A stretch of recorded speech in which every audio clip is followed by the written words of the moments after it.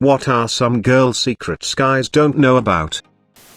Drunk girls in the bathroom are the nicest girls in the world. Expected girl secrets. Got mostly girl secrets posts instead. For fuck's sake, if I say I'm about to come, that does not mean change one single thing about what you're doing. Don't go faster, or slower, or God forbid change the position. Just stay exactly as you are, please.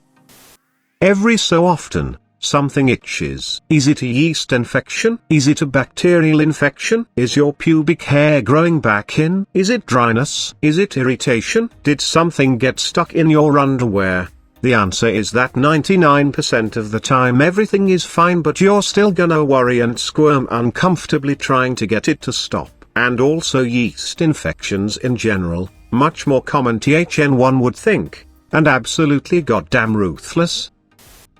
I suppose guys are warned about unexpected boners when they get sex ed, the same how girls are warned that discharge is normal as they're going through puberty. I see a lot of discussion about said boners. I guess the girl secret would be just how frequent it was to go to the bathroom and suddenly your underwear was so soaked it was insane. This is talking high school, middle school age, so careful with the replies lol. And it could dry on them and make them crusty. It could get bad enough that the underwear could get holes in them if they go long enough without being washed. Sorry for the grossness. Tween girls can be unsanitary too lol. Edit, I feel like I should add this. BTW the comment about how people learn about unexpected boners and discharge, the more I'm thinking about it, the more I'm convinced it came from reading magazines targeted at teens girls haha. I think M was one haha. But they used to mention the discharge all the time and I'm sure I heard about boners from that as well. That's where the holes came from. I never knew either. If you have sex without a condom, we need a good few minutes after to let everything drain out of us. I always tell my boyfriend BRB gotta go ooze. Because I love seeing the cringe. We have so many hair-related issues. Plucking dark random nipple hairs. Trying to line up when we shave our areas to when we hook up to avoid guys from seeing razor burn or ingrown hairs. Before getting out of the shower we have to pick out hair from our butt crack that fell out from washing our hair, pubes growing and sticking out of our undies, pubes getting stuck in pads or liners. Hell hath no fury like a woman who shaved and didn't get laid. Sometimes if you fart, it doesn't escape through the fabric. Instead it rolls all the way from the back to the front with a noticeable little pop. It's never a good feeling. Edit, apparently this happens to a lot of dudes too. Not gonna lie, I assumed the balls stop it escaping the front. The aftermath of shaving our lady parts is a 2-week-long nightmare. After 3 days of smoothness we're left with the world's itchiest stubble rubbing up against panties, ingrown hairs from the constant pressure of yoga pants and skinny jeans, not to mention the fact that our vajayjay now feels like the face of a scruffy man. Edit, all the dudes saying just keep shaving it then. I'd if you read the other replies, but it actually makes it no less than 100x worse. Periods suck overall, but they are very different depending on the girl. Some women get emotional, some are completely normal. Some periods last for 8 days, some last for 3 days. Some girls are in extreme pain, some just have mild discomfort. Some flows are very heavy, some are very light. AKA, I'm on my period can mean anything from sorry, I'm completely incapacitated or I'm just feeling a little worse than usual. Once I was in so much pain I couldn't walk, so I decided to lie down on the couch in fetal position. A few minutes later I got the biggest urge to pee. I resigned myself to try to get up again and go when I felt a flash of pain down my entire back. I tried once more and again. A flash of pain that prevented me from uncurling myself. I stayed like that, unable to move, for 20 minutes with a very full bladder. When I did manage to get up I struggled with walking upright, so I just hobbled to the bathroom. Meanwhile, a colleague from college was perplexed hearing us girls trade horror period stories because she never felt any pain. No bloating, no migraines, nothing. It really is completely different experience for every woman.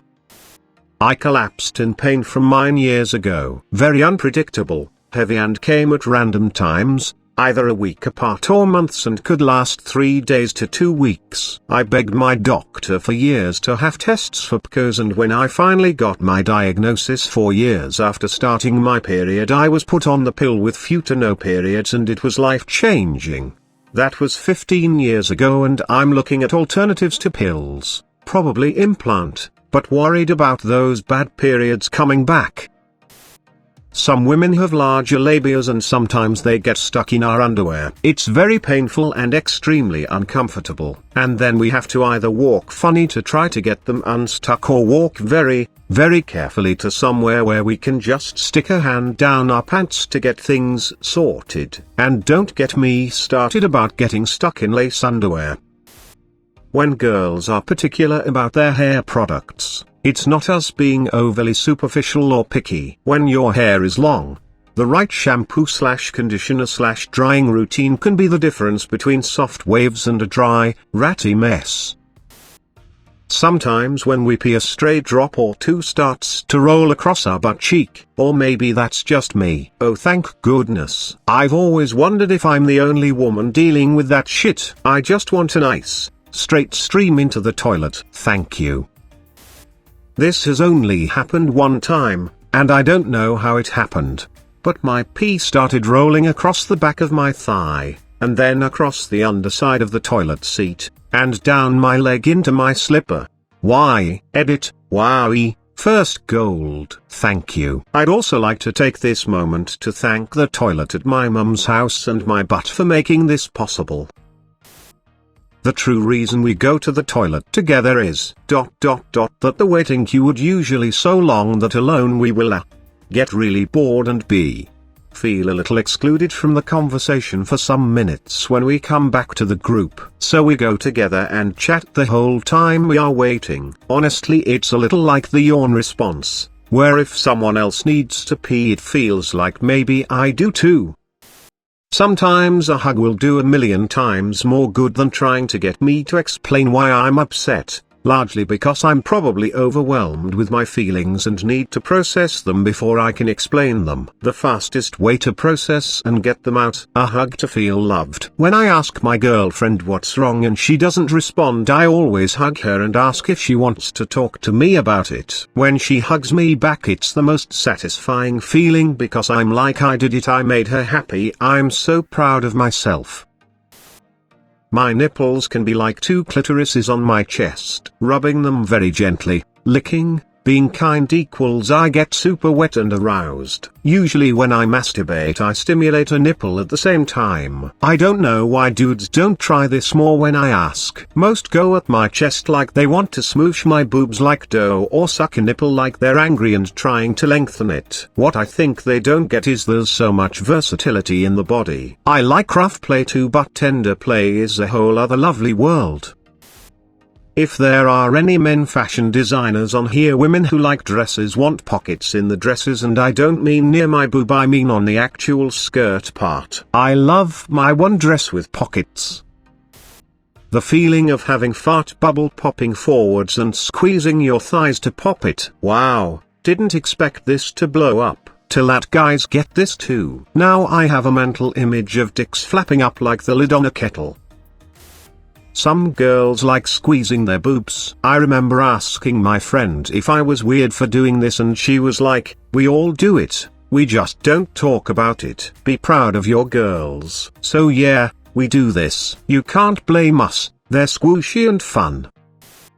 I would say this only applies to women who are slightly bigger, but this was an issue for me even when I was very slim. Thigh rubbage is horrible when you wear a dress or skirt, particularly in summer. It was also bad for me if I was wearing stockings and they would ride down a bit below my vag, essentially forcing the top of my thighs to rub together in inglorious harmony. It hurts. Guys think girls are really complex, but that's not always the case. I mean, sure, sometimes I have a lot going on in my head, but other times, when we're in the car and I'm silent and you think I'm angry about something, I'm just thinking I wish I'd ordered the tacos at dinner instead of the chicken. Or did I remember to switch the laundry over? Damn.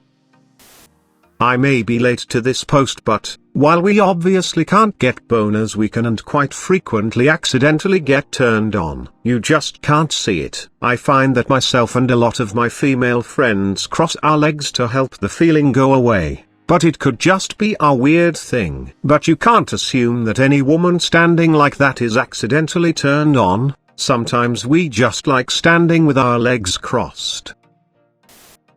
Heavy makeup and no makeup looks mean something completely different than what you're thinking.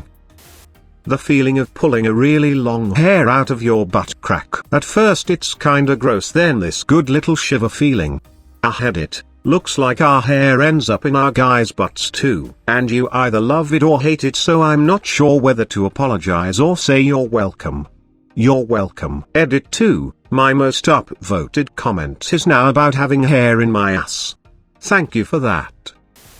I am a man, and trust me, for some reason your GF's hair can be found in your ass crack too. I know that feeling. I call it a butt floss.